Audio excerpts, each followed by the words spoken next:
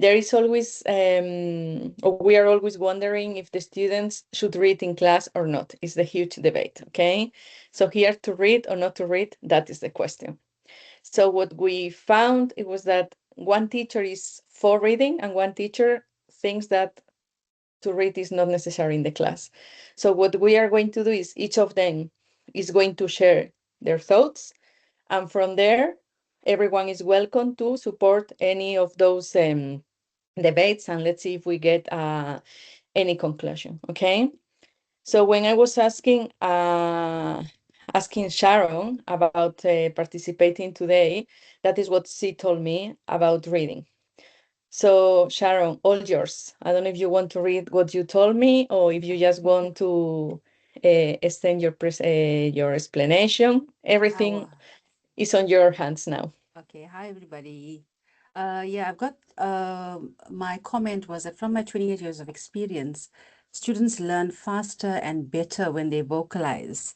So allowing them to read will create a better understanding of the text, and there's also more advantages of reading. For example, they have individualized pacing, and students can pause and reread the difficult sentences. They can process the information at their own cognitive speed. It also builds linguistic independence and long-term reading confidence. However, this needs to be balanced with the proper teacher guidance as to prevent frustration on the part of the student. We also need to bear in mind that there are different levels of students. So when we're looking at the beginners who are very slow with their English and they new and they're still learning how to speak. So with those students, I would, well, it's my opinion, I would think that the teacher needs to read for the student if you find that they are having a problem and they are obviously beginners. So the teacher there needs to read out the passage and maybe just work on the students, asking them what they don't understand or difficult words and what the story is about. But if we go to the intermediate where the students are fairly capable of understanding the language and they can speak it fairly well, I would suggest we give them a few sentences to read, maybe not the whole passage, but a few sentences, and then pause and we need to ask them some questions about what they understood. So we are practicing we are having a look at their pronunciation, their linguistic skills, as well as the comprehension, but obviously at a slower pace rather than reading the entire story or the article or whatever. We do a few sentences at a time and pause and let's see if they understood what they have read. Because from over the years, I've actually found that students that actually read out loud somehow have a better understanding and they can report back easier than students where the teacher is reading out to them and they're just going to listen only. And then we have the more advanced students, which I've had quite a few of. These students will actually ask you as a teacher, can I read?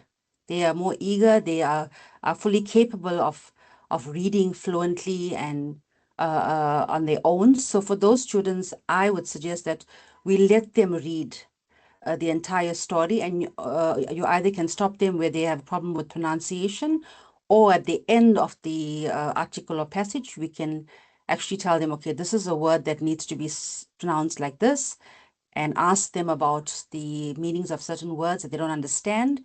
So just to recap, we have the beginners, where I would suggest that the teacher reads, but the intermediate and the advanced learners, I would think we need to give them an opportunity to be, because the students are eager, they want to learn, they want to have more practice. So as teachers, we need to give them that opportunity. And if you find as a teacher that the student isn't coping well or they're struggling, then you can tell them, okay, now I'm going to take over and I'm going to continue to read for you and you need to listen. But if you find that the student is bright and they're coping well, they're reading well, give them that opportunity to do that and see how they're pronouncing their words, their fluency, their understanding by them speaking out loud. So I would think, yes. So for me personally, I would think that it's very advantageous for students to be able to read on their own. However, the teacher needs to be there to guide them and see how the pace is going, how they're pronouncing, how their fluency, their understanding from whatever they have read out to you. So it works in so many different ways besides just comprehending what you have read. They are practicing their pronunciation, so you can hear what they are reading. You can actually correct them along the way if need be. So for me personally, from all my years of experience and from working with Oxinity, there's a lot of students that I found that actually ask me, a teacher, can I read? Even some of the younger ones, the teens, they're eager to read.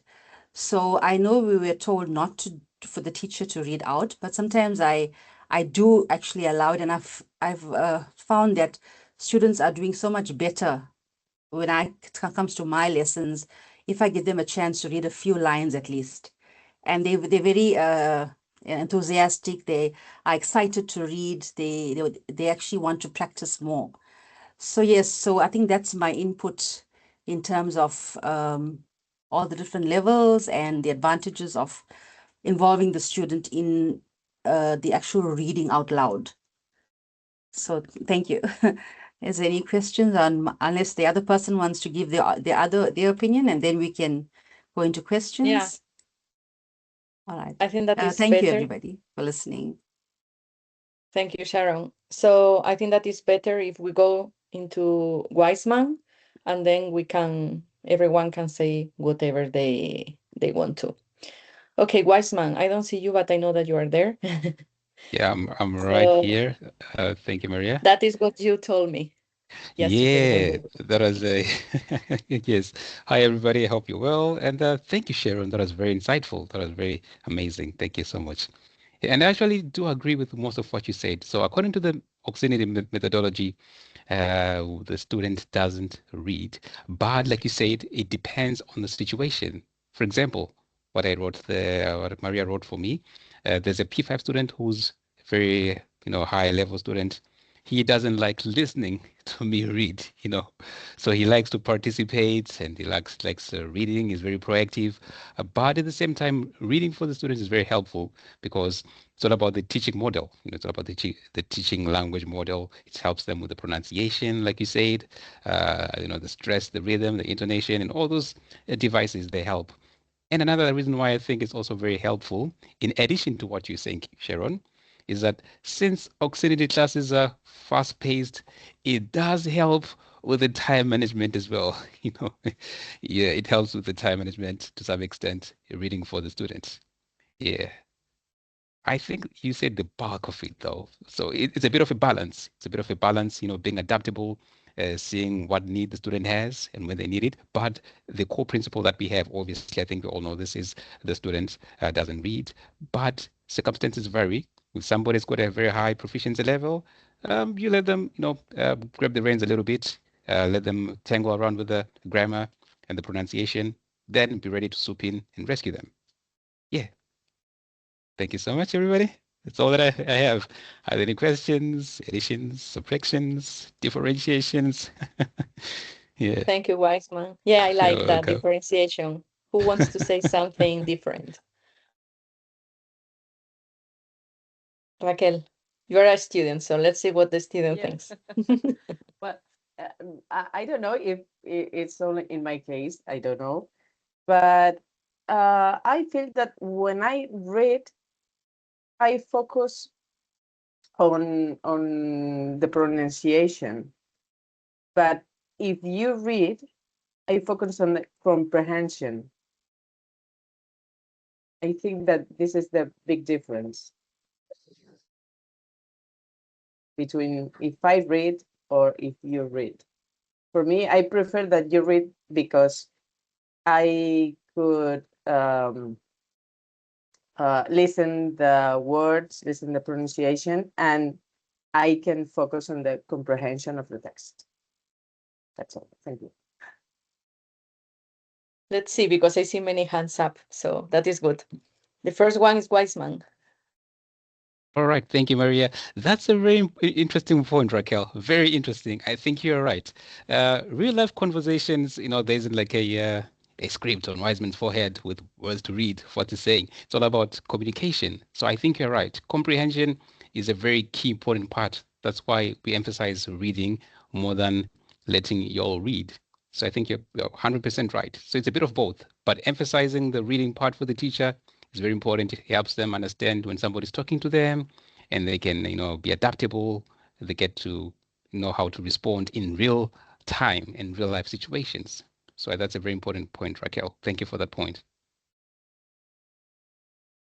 So next, Mark. Yeah, I mean, it took me a long time to realize this, but it's absolutely true what Raquel says, and it's not just her, because I've had many cases where people are, I've got students in the past in other classes outside Oxinity to read texts, and they may have read it well or badly, but at the end they don't really understand what they've read because they're just concentrating on the pronunciation. And if you ask them a comprehension question, they don't have much of an idea.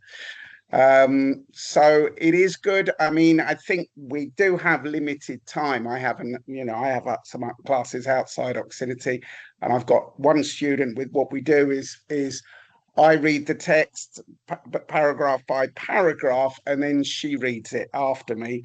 And she's trying to pick up the sounds because her pronunciation wasn't good, but it's a lot better than it was. So I think that is kind of a compromise, but I don't know whether we have the time to do that here. Yeah, what Raquel says is totally normal. I think that's the problem with reading when the students are reading. They're just concentrating, as she says, on the sounds of the letters, and am I pronouncing this right? Have I made this mistake or whatever? And they're not really taking in the context. One student said it was exactly the same in Spanish when they were reading stuff out for a presentation or something like that. Again, they didn't take the thing in. They were just concentrating on how they were saying, how they were expressing themselves.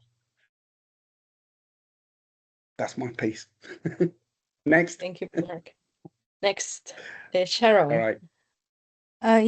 From what I've heard, I would just a suggestion, maybe with our lessons, we have so many different aspects to cover in that half an hour.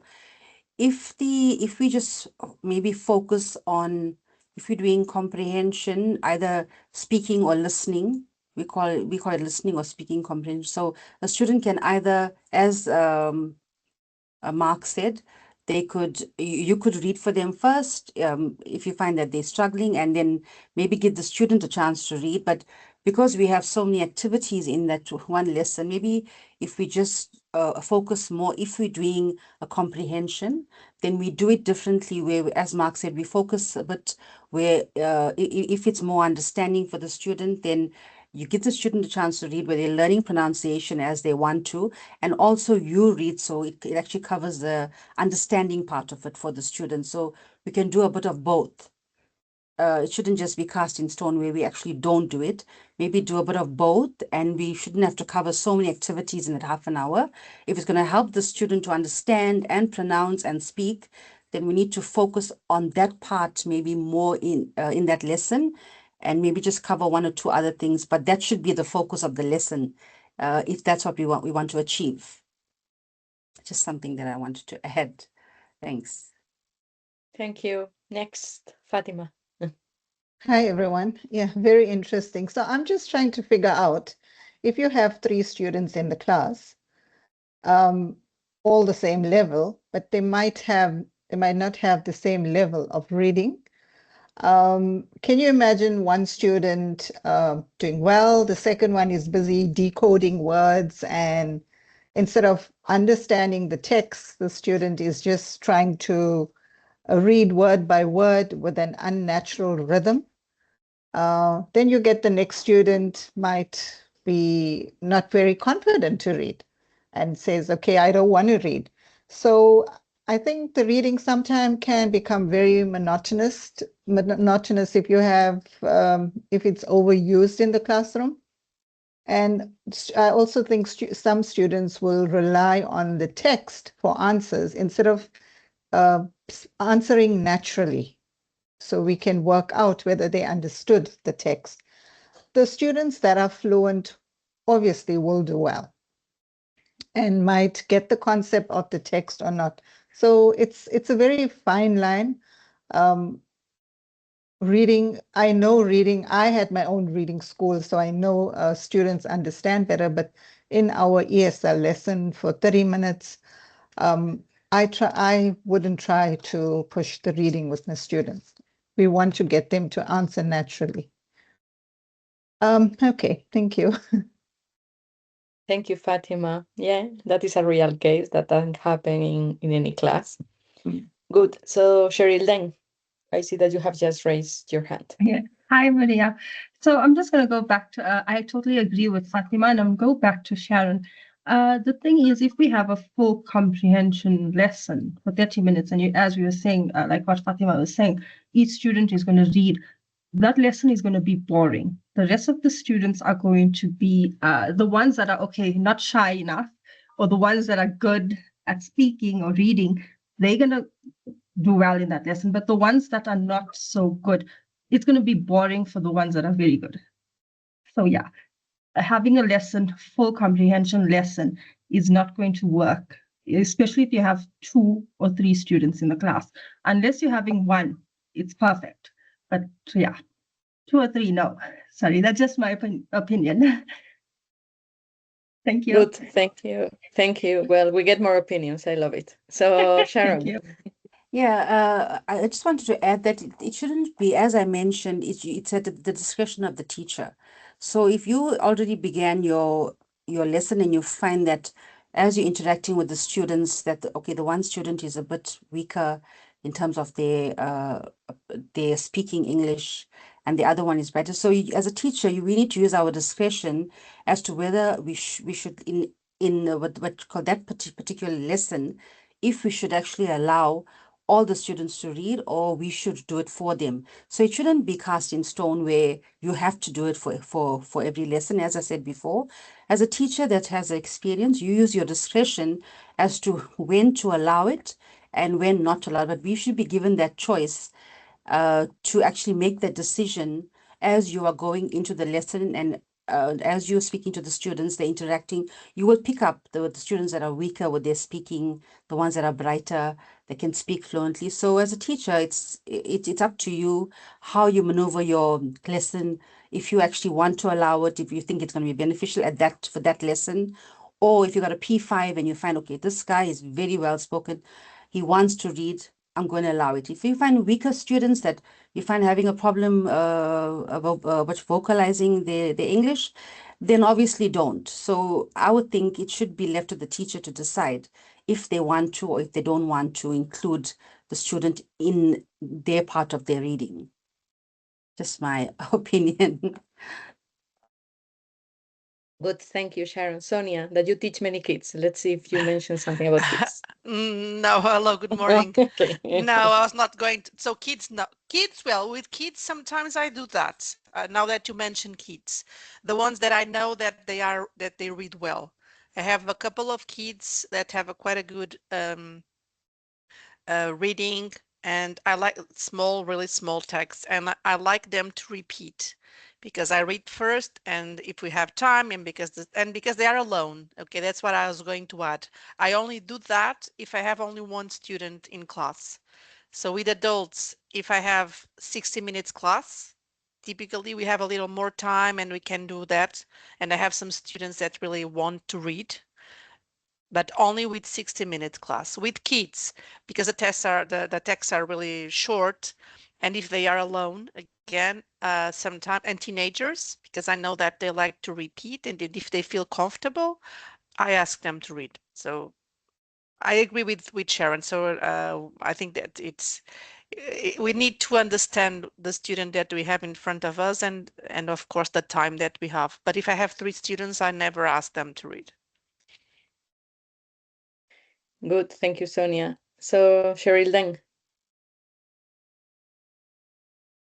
Hi again, sorry. Okay, so I just No, want to no, add. everything is the more the better. Okay, I just want to add to this, okay? So for example, I'm just going to use an example, a quick example, right?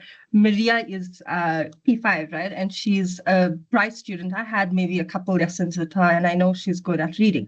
And then I have maybe, let's say, Mark, okay? And he's average. And then I have maybe Raquel, and I know she's not that good at reading, but she's in one class, and I'll start with Maria because she's very good. And I say, okay, read the text for me, Maria. She reads it, and then we go to Mark. He's okay. Then we're coming to Raquel, okay, and the text is long, and she's having a hard time pronouncing, or she's having a hard time reading. So we're slowing down that lesson again for the students. The one, maybe Maria and Mark. So now Raquel is slowing the lesson, and how am I going to tell her, okay, Raquel, can you please stop? Let me continue. I find it rude if somebody has to tell me that. Let a student hear that, and it's very rude. How are you going to stop that student now? They're going to say you let Mark and Maria read. Now, when it's their turn, you're not letting them read. So I feel it very hard to have a comprehension lesson again. Because of that, how am I going to stop the student without being rude? I'm going to say, please, can you stop reading? I'm going to take over. So yeah, I think we have to be very careful with this. Thank you again. No, thank you. I speak English better than Mark. So, Zeynep. Yeah, I just wanted to say we often think of the topic activity as being the place that students can read and get reading practice. But we have many sentences in the grammar activities when they're practicing and figuring out answers. So they do get their practice in when they're reading sentences. Yeah, so I don't think we have to stress that reading is only for the topic activity. Put something else to have in mind. So what else? Fatima. Yeah, I think we should use reading as a springboard, not the main activity, and don't focus too much on it and leave speaking and answering naturally, building their confidence in the class. But like Sonia said, if it's one student, then we can try it. But we should limit the time, reading time, and maximize speaking time. That's our focus on Oxinity, on our platform. If you have that opportunity with one student, you can try it, and if it works, good. I just find that it's very important for the student to understand the text, to be able to have a conversation, answer questions, help them build their confidence. Reading sometimes can break a student down if they lack confidence in reading and can't pronounce words properly. Yeah, we got to be careful how we handle this. Thank you.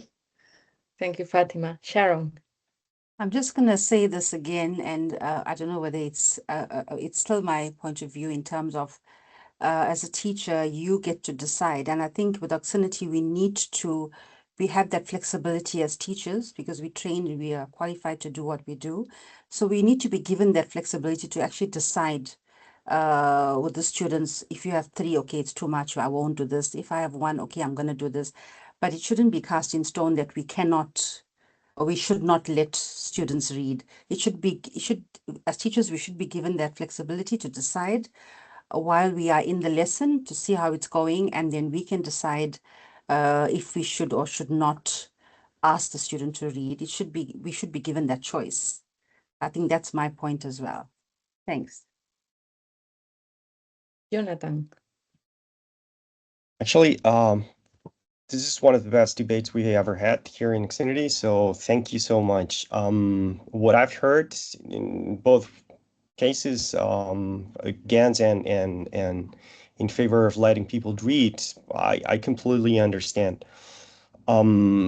Giving you the choice and adapting to your students, this is what we do, right? So in Oxinity, nobody's going to tell you what to do, okay? So we're only going to be providing some materials, and then we're going to be debating all these materials here and deciding which way works better for each one, and then everyone should decide what to do, okay? So once said that, let me ask you, in this case, Sharon, what's the goal when you let somebody read? And I want you all to think about the goal. Okay, so what are we pursuing by letting them read, and what do we think we are going to achieve? So Sharon, for you, the question, what do you think we are achieving by letting them read? We are trying to achieve, obviously, a cognitive understanding, and we're trying to achieve better linguistic skills. So I think you're killing two birds with one stone, as we say in South Africa. So we're trying to actually do both, actually a bit of both things, about the comprehension part of it, because even with the little ones up to the teens, for me personally, if they read out loud, they somehow have a better understanding of what they are reading. And also, some students are very, I won't say ADHD, they actually not focused on what you're saying all the time. So while you are reading, they are daydreaming, they're looking around, they're not actually listening to what, but if they're reading, they are focused on what they are doing, they are looking at the story, they are reading it. But if we're reading all the time, their mind wanders sometimes, they aren't even listening to what you're saying while you're reading. And then when you ask them some of the questions, some of them are so taken aback because they weren't actually listening to what you were saying. So for me, it's a bit of both. It actually covers a bit of both. The cognitive understanding of the story. It may not be the whole story, but they will pick up certain words as they're reading, and also the understanding and them being able to pronounce while they're reading. So it covers a bit of both, not all of the understanding, as Raquel said. It may cover some of the understanding and some of the pronunciation, but you are covering a bit of both by allowing it. That's what I think. All right, let me ask you in a different way, okay? Because I understand, but for me, what you said, we can achieve it some other way, right? We will go there. But let me rephrase the question. And so if we let people read, what are the negative consequences that we will achieve then? As somebody mentioned, I think it was Sherilyn or Fatima, there will be students, if you allow them and they are struggling, as I mentioned about the different levels of students. So you're going to know as you're interacting. Let's make it simple here. Let's make it simple. Only one student. You have only one student, no levels at all, so you're only facing one person. So what are the negative consequences by letting that student read? If the student is a weak student, they're a beginner, I wouldn't ask them to read. I'll already pick it up as I begin the lesson. So for me personally, the negative aspect would be if it's a beginner and they're struggling, you can see that they're struggling with the language. I won't allow it. Okay, so let me ask you that, when we consider that that person is not a beginner, so we can let them read. So at that point, is there any negative consequences that we are going to get? I can't foresee anything negative from my end, especially the students that are enthusiastic to do it. You need to ask them first, would you like to read?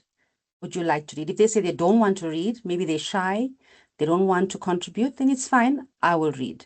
But it's good to put it out there. Would you like to read? If you find that they're capable, would you like to do it? If they want to, it'll build their confidence also by allowing them a little bit of, even if it's a few lines, tell them, I'll read this first paragraph and then you read the next. And, you can alternate if it's a few lines at least.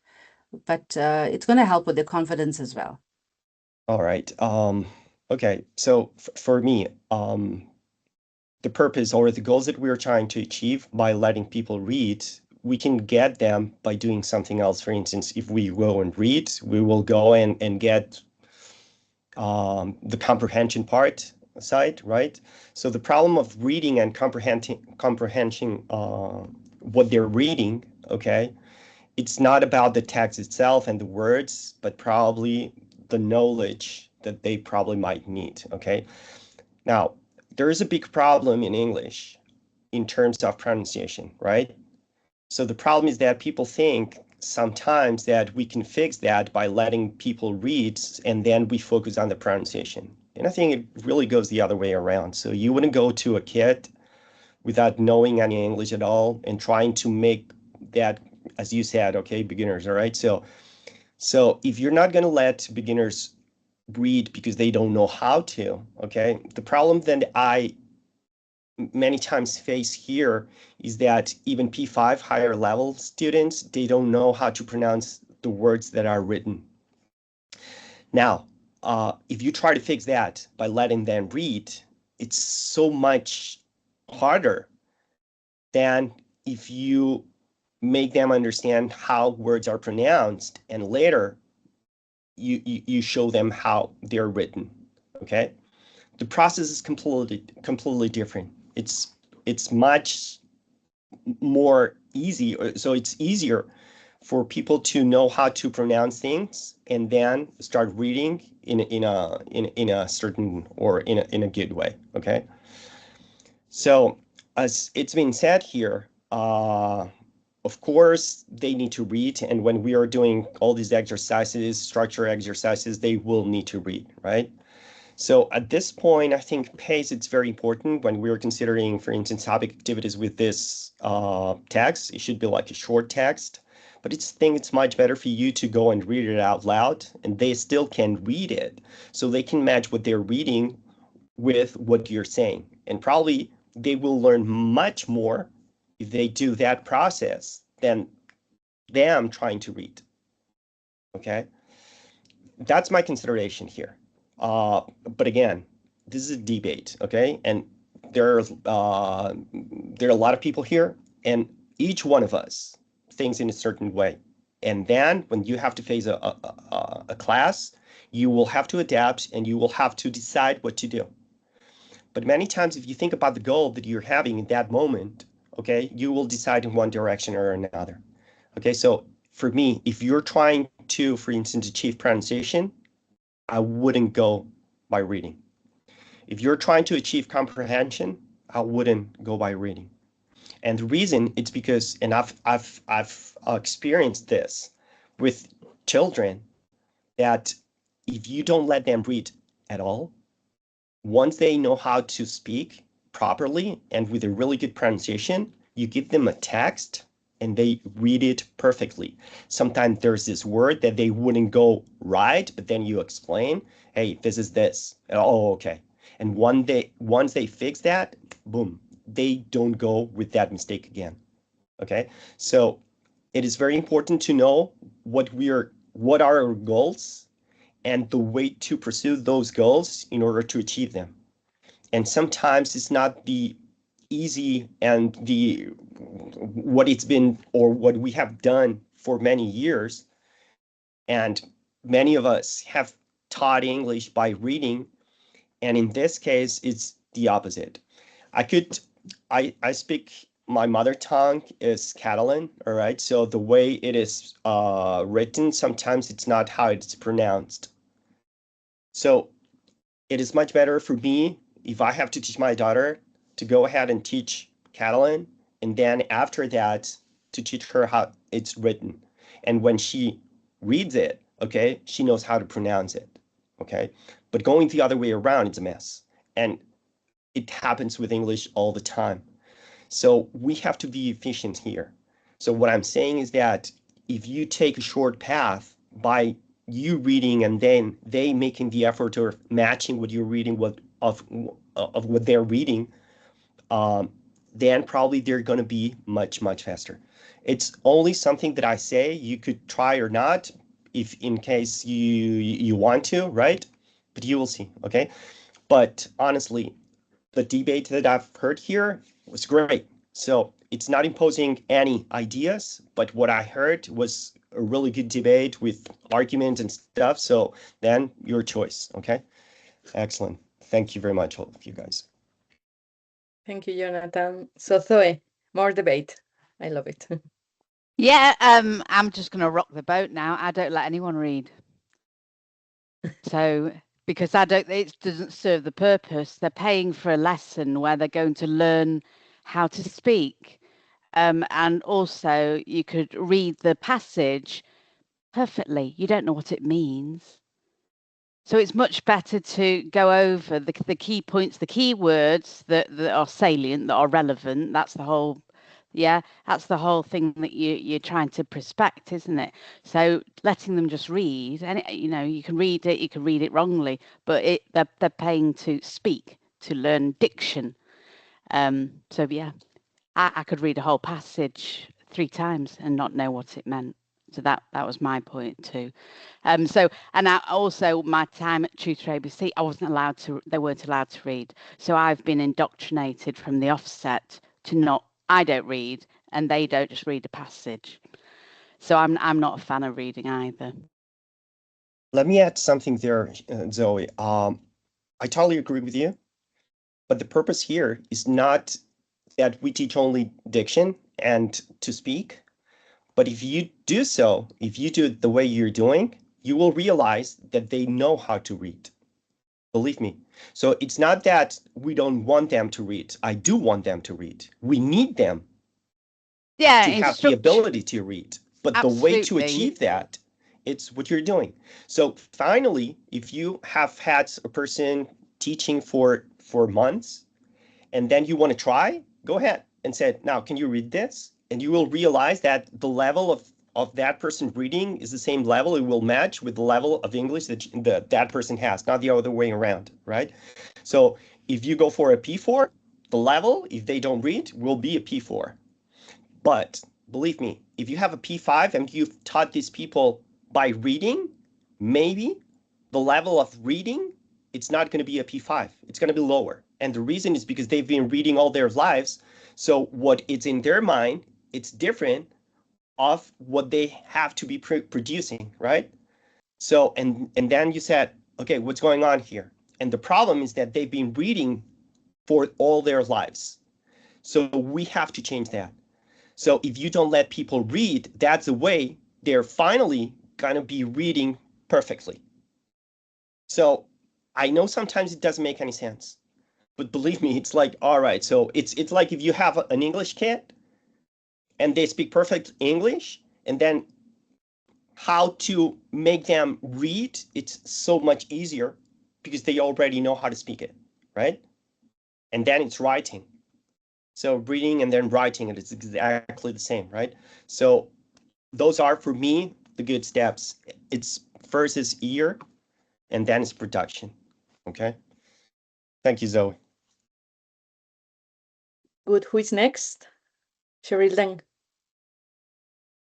Yes, so going back again to reading, right? And if we have a student that's, as we were saying, doesn't want to participate or preoccupied, in other words, we use that word.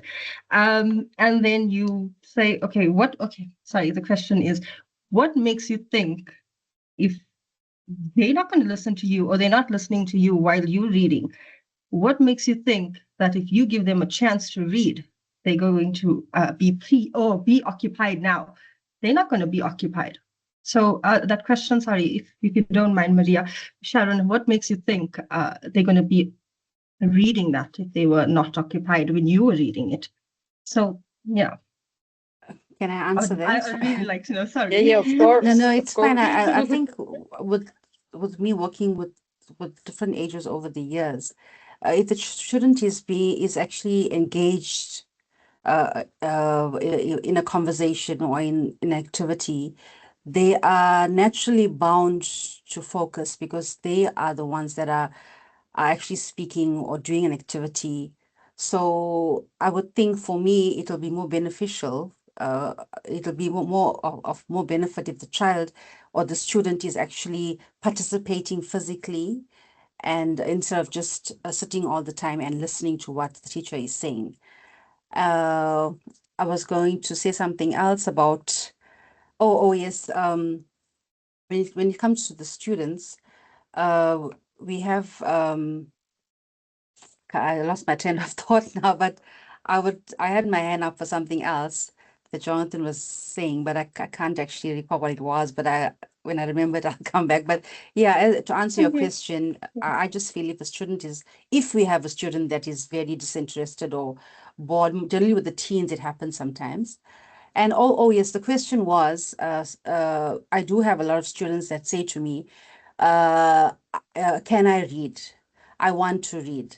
Now, in that instance, what do we do as a teacher? Because I've had quite a few of those students asking me, teacher, can I read?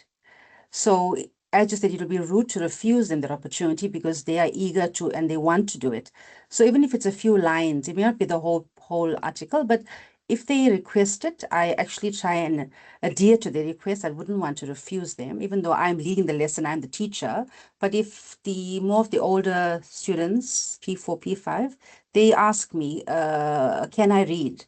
So I say, okay, fine, go ahead and read the first passage. And if I find that they're okay, I ask them to continue, or otherwise I take over and say, okay, I'm gonna let you read a few lines and then I'll take over. So it depends once again on the teacher that's in control of the class, you know? Can I So, answer this? Yeah. So, For sorry. me, Yeah. yeah, then somebody else. No. Sorry, Jonathan. I want to go back to Sharon. So Sharon, like we have lots of our students, especially our adults, that are taking lessons during their lunch break or whatever. So they are sometimes not they are not following the lesson nicely. So if you okay, the student is doing well or they read well, let's give them a chance. But now when you're making them read and then something comes up, they are looking other places. Now, what makes you, as I said, what makes you think that they're going to follow that lesson nicely, like how you are reading? Yes, they're not 100% going to read the way you read or pronounce the words the way you pronounce it. Yeah. So I would say, let's not say, or let's not give them a lesson where only they read, or let them try and read, because the lesson flow, in other words, in Oxenity, it's fast paced. Like somebody mentioned before. So if we're going to give them to read, it's slowing down the lesson again. And some of our teens and kids are not following the lesson. They're always busy gaming or doing something else. I still won't give my student to read.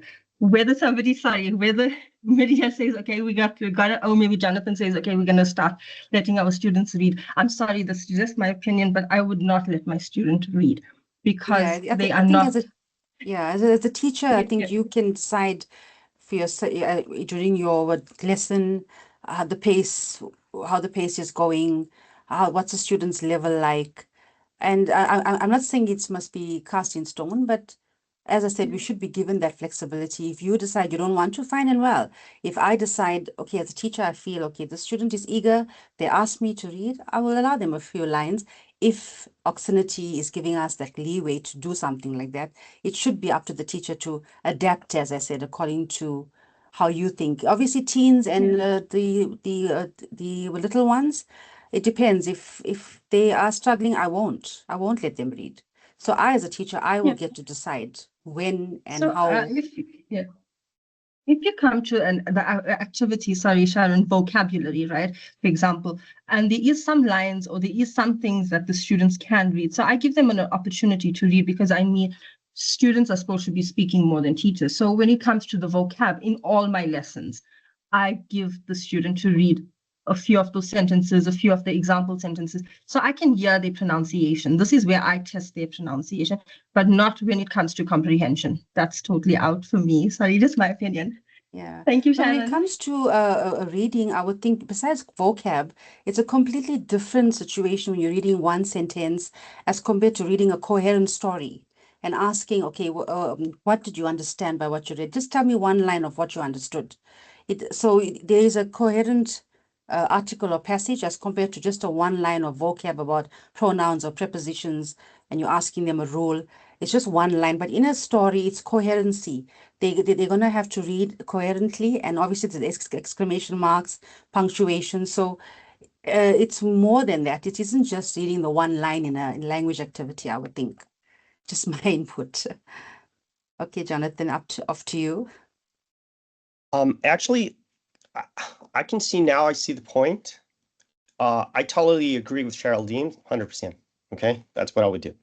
Now, what you're saying, Sharon, let me try to understand this, because I see the problem that you're putting on the table, and this is a real problem that many kids and even adults have, but it's not a problem that comes with learning English.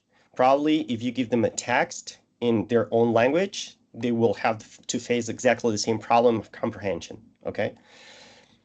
Because I see it. But in this case, if you're letting your students read in those moments that you really need a good pace, probably you're going to lose it. Now, of course, you decide. Of course, you decide. But what I would suggest is that, or what we have seen so far during these years, is that when there's a complaint with the student, it has a lot to do with the pace. So they don't see if you're doing something different or not, or you're doing or the purpose of letting them read is something or something else, right? What they see is this feels different. Okay, so if you think about an activity, a topic activity, okay, so you have to think about the purpose. You have to think about the goal. So what's the goal there? And then you have to follow that because it's thought to be in that term. Now, if you're looking for a pronunciation activity in terms of like vocabulary pronunciation activity, then it has to be delivered in one certain way because the goal is for them to pronounce. Now, it is very important not only to cover pronunciation of one word, but the intonation of the whole sentence, right? That's what you want to focus on probably when you're going to vocabulary and pronunciation. Now, when they're doing a structure, you're focusing on the structure itself, all right? But in all these activities, of course, if the pronunciation is wrong, or if they're reading incorrectly, okay, you have to stop them and say, okay, look, I mean, this is pronounced this way, blah, blah, blah, okay? So the only thing that I would say is that every time you do an activity, just think about the objective of that activity, and that will flow. And then you will know exactly what to do. It's very dangerous. I'm not saying that you don't do that, all right? So you do it if you believe that you have to do that, okay? But it's very dangerous in asking your students what they want to do, because they will tell you what they feel or they think it's good for them. And sometimes it is not. And the reason is because you are the teacher. You are who is controlling the class, and you know exactly what they need, okay? So if you let them decide what they need, maybe you will lose it a little bit there, okay? But again, that's only my opinion, okay? If you feel more comfortable by doing what you're saying in a class, this is what you have to do, okay? Because otherwise, if you're doing something that you don't believe, then the class is going to be horrible. So do what you feel, do what you think, and the class will be okay, all right? So if you feel like they have to go and read, that's your choice, okay? Nobody's going to say anything about it. But the only problem that we could have, and then we'll let you know, is that there was somebody saying that the pace was not that good. That's the only thing that we are going to say, just for you to be able to improve it, okay? Or you will see it on your remarks there from students. You will see it, okay? So if you don't have any remarks there and everything is fine, so what you're doing is fine. So, and actually, I haven't heard any complaint. So you're doing fine, okay? I honestly haven't had any negative. I've only got good comments thus far, but I've never put it properly into practice because I know the auxiliary rules are that the teacher needs to read. So I try it now and again. If the student asks me, can I read? I don't ask them on my own. I try to follow the rules as much as we can because that's what we need to do. But if the student asks me, can I read? If I feel that they can, I would allow it. So it's not like coming from me. If they request it, I give them a chance. Okay, you do 4 lines. Let me hear you. Let me hear you do 4 lines. I'll take over. So it's not like where I allow it on my own. If they request it, I find it hard to say, no, you can't. You can't do that. I'm going to read. So I give them that leeway, maybe even if it's a few lines. So and so far I've got all positive comments on my reviews. So that's the key. That's the key. Positive working, comments means that you're doing right. Now, something that I really need you to understand, there are no rules. Nobody's going to tell you. Believe me, I could. This is me. I could tell you. You have to do it this way. I'm not going to tell you anything about how you have to perform in class. The only thing that I like is these kind of debates that we have from Friday Talks. And the reason is because here we debate. And there are a lot of people that are doing something in this way and other people that are doing in a completely different way. Now, if you want to try what you hear, that's perfect, because you can try it on your classes and you will see what works and what doesn't, okay? Nobody's going to tell you anything. The only thing that we have achieved is one consensus of we're going to be preparing these activities in a certain way. And the reason is because we have tried it and this is working, okay? But if somebody here would say, I'm doing this and this is working for me, I would suggest for the rest to go and try it. And if it really works, then we have to change and we have to adapt. When we are asked, why do you say you have the best system in the world when it comes to teaching? I say, because we are debating every Friday, and we're getting from all around the world ideas that work, and we put them together. That's the reason I can assure we're the best. And the reason is because we are trying the best things that you're saying, and we are trying, and if they work, that's it. That's what we do. Okay, so Sharon, if you're saying that it is a good thing for students to, for them to read, just go, just keep on doing. If you have positive comments, that's it, okay? And now, if you believe in that and that's working, you have to come here on a Friday talk and say, hey, look, guys, I mean, I'm still doing this and it is working. If you try something else and it works better, please come and say, okay, now I'm trying this and it's working better. So you do what you decide all the time. And the only thing that we will be asking is share with the others what it works. If something doesn't work, you can also say, okay, I've tried this and it was terrible. All right, so whatever you're doing, fine if you want to keep on doing that, but I've tried it myself and it didn't work, okay? So this is very important.